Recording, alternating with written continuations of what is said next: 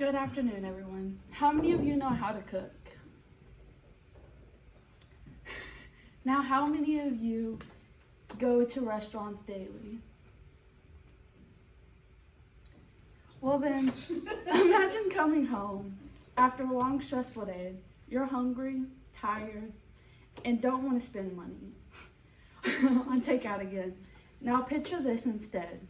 You open your fridge, grab a few ingredients, and within 30 minutes, you've made a meal that's healthy, affordable, and satisfying. The simple difference between depending on restaurants and being able to cook for yourself comes down to one thing: basic cooking skills. Today, I'll explain why everyone should learn how to cook. Cooking at home promotes healthier eating habits, saves money, and builds independence. One of the biggest benefits of learning how to cook is that it helps you eat better. Whenever you prepare your own meals, you control what goes in your food, how much sugar, how much salt, and how much fat you use, and if you use fresh ingredients.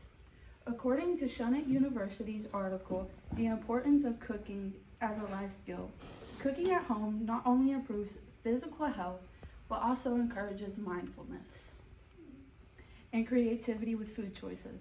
This article explains people who cook regularly tend to choose more nutritious meals instead of unhealthy meals.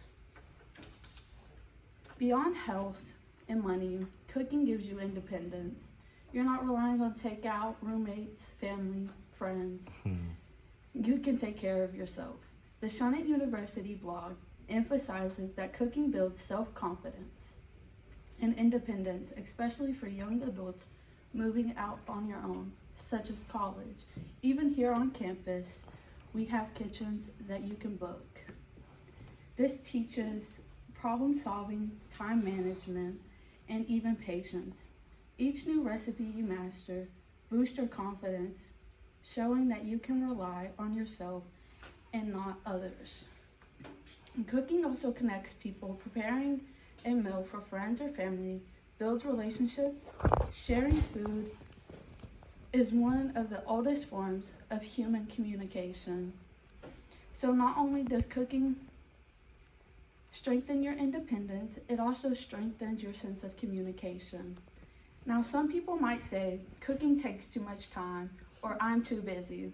It's true, our modern schedules can be hectic, and convenience foods might seem like a quick solution.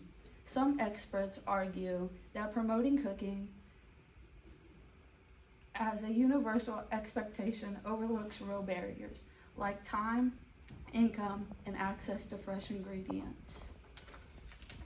For example, in her article, Why Home Cooking Isn't Always the Answer, journalist Tracy McMillan explains that for many working families, cooking from scratch every day can be a burden rather than a joy, especially with time and money are tight.